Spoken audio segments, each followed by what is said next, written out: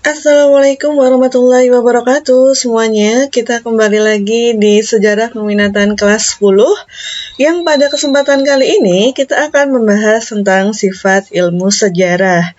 Nah, kalian masih ingat ya, kalau sejarah itu masuk sebagai kategori ilmu ketika dia punya metode, dia punya objek kajian, dia punya teori, lalu dia juga bersifat empiris. Nah, sekarang sebagai ilmu, kita lihat ya apa saja sifat-sifat yang dimiliki oleh sejarah ini sendiri. Kita langsung saja ke slide pertama. Kita ketemu dengan diakronis. Nah, di sejarah Indonesia sudah dibahas tentang cara berpikir diakronis dan sinkronis.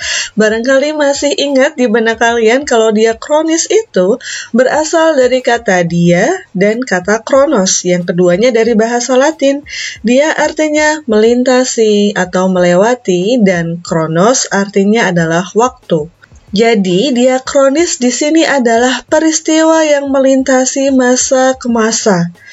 Diakronis artinya suatu peristiwa sejarah itu terjadi pasti berhubungan dengan peristiwa sebelumnya. Masih ingat dengan asas tridimensional yang dimiliki sejarah ya?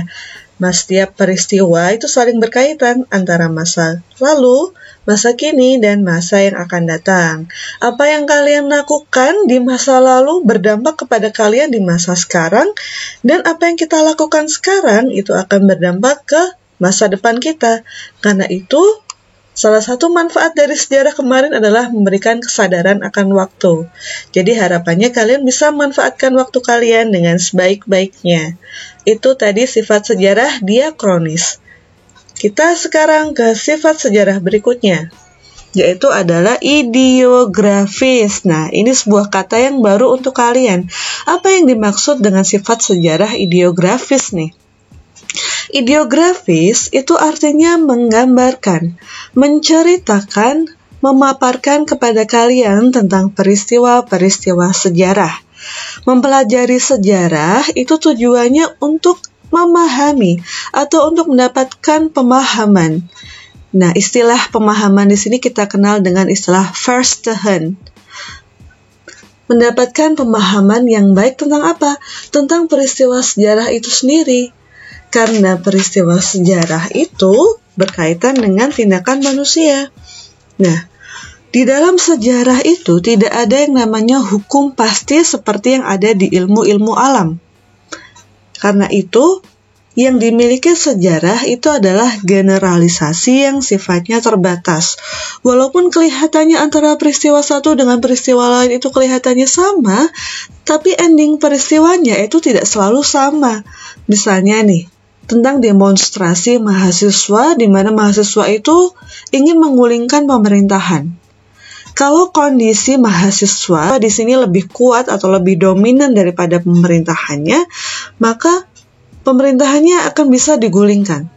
Tapi bagaimana kalau kondisi pemerintahan itu lebih dominan daripada yang berdemonstrasi?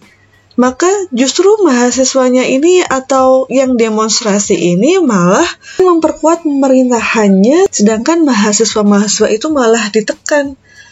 Nah, jadi walaupun ada kemiripan peristiwa, tapi tidak selalu punya ending yang sama. Jadi itu tentang ideografis.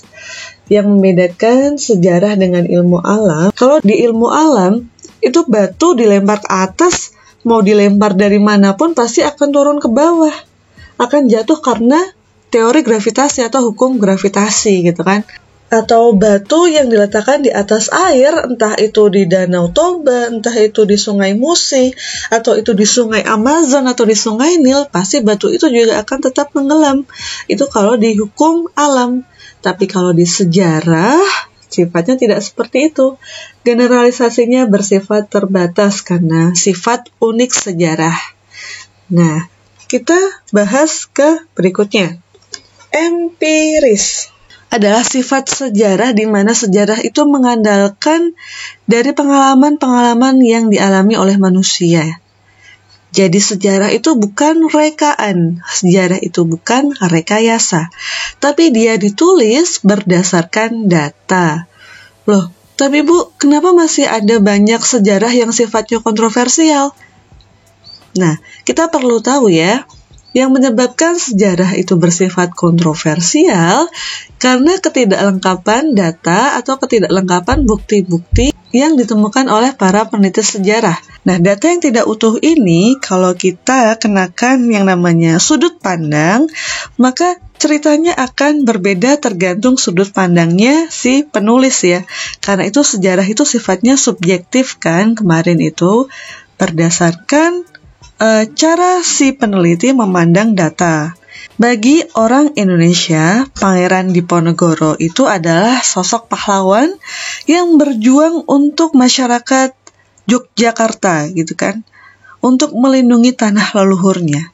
Itu dari sudut pandang Indonesia dan datanya memang seperti itu. Tapi bagi orang Belanda, Diponegoro ini bukan sosok pahlawan, tapi dia itu adalah pemberontak yang berhasil mengacaukan pemerintahan mereka sehingga mereka menghadapi peperangan dengan Diponegoro selama 5 tahun, mengeluarkan begitu banyak dana sehingga membuat mereka bangkrut gitu kan. Itu juga fakta. Nah, fakta ini ketika digunakan oleh dua orang yang punya latar belakang berbeda, maka ceritanya akan berbeda. Tapi tetap saja sejarah itu bukan rekayasa, dia fakta. Hanya saja cara pandang dari penulisnya itu yang membuat sejarah kemudian menjadi sedikit kontroversial seperti itu. Bisa juga karena kalau sejarah itu sifatnya dekat atau jaraknya tidak terlalu jauh dengan kita peristiwanya, maka keadaan kontroversial ini akan semakin minim atau bisa ditekan gitu kan, karena semakin banyak bukti atau bukti-buktinya belum rusak, belum hancur. Tapi bagaimana kalau peristiwa sejarah itu jauh terjadi sebelum kita ada, jauh terjadi sebelum teknologi itu ada dan kesadaran manusia untuk menyimpan arsip itu ada? Maka disinilah kemudian muncul kesulitan-kesulitan untuk mengumpulkan bukti-bukti itu tadi. Ya, Oke, bisa dipahami ya, empiris. Sejarah itu nyata, dia bukan rekayasa karena berdasarkan pengalaman manusia. Selanjutnya, sifat sejarah fakta. Peristiwa sejarah bukanlah rekaan manusia. Kepastian tentang kebenarannya diperoleh berdasarkan hasil verifikasi terhadap data tentang peristiwa tersebut. Jadi ini pengertiannya hampir sama dengan yang empiris. Fakta ini pengertiannya hampir sama dengan empiris. Hanya saja kalau empiris itu lebih mengandalkan pada pengalaman manusia, maka fakta itu lebih menekankan pada data yang ditemukan berdasarkan hasil verifikasi. Verifikasi itu maksudnya adalah pengkonfirmasian ulang. Jadi misalnya ada banyak bukti yang ditemukan di suatu lokasi peristiwa sejarah ya. Bukti-bukti itu kan sifatnya tidak hanya fisik ya, tapi bisa juga dari hasil wawancara dengan beberapa narasumber. Nah, misalnya narasumber bilang A, tapi kok narasumber yang satu bilang B. Nah, itu kita perlu konfirmasi ulang. Nah, sejarah yang ditulis itu sudah berdasarkan hasil verifikasi. Jadi bukan hanya dari satu sumber saja, tapi dari berbagai sumber yang ditemukan selama masa penelitian itulah, yang kemudian muncul sebagai sebuah fakta. Jadi sejarah itu adalah fakta, karena berdasarkan hasil verifikasi terhadap data tentang peristiwanya. Oke, next kita ke unik. Nah, unik kemarin juga sudah dibahas di video sebelumnya di salah satu sifat sejarah atau kapan sebuah peristiwa itu dianggap sebagai peristiwa sejarah.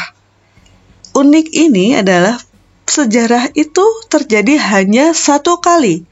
Dia tidak akan terulang kembali selamanya, hanya satu kali saja. Atau bersifat apa? Ain malih. Karena tidak ada lagi peristiwa yang sama persis di waktu yang sama, di tempat yang sama, ataupun dengan orang yang sama. Kita kan tidak bisa mengkloning diri nih ya, atau pakai Kage Bunshin-nya Naruto gitu kan, itu tidak mungkin kan. Karena itu sifat sejarah itu adalah unik atau ain malih. Meskipun berulang, sepertinya berulang, yang berulang itu bukan peristiwanya, tapi apa? Iya, tepat sekali. Yang berulang itu adalah fenomenanya. Nah, itu tadi adalah sifat-sifat yang ada dalam ilmu sejarah ya, teman-teman semuanya. Nah, sifat-sifat ilmu sejarah tadi Bu Rosa sampaikan berdasarkan penuturan dari antropolog terkenal, sejarawan terkenal bernama Kunto Wijoyo. Untuk materi hari ini sampai di sini saja. Saya akhiri dulu. Sampai jumpa di pertemuan berikutnya. Assalamualaikum warahmatullahi wabarakatuh.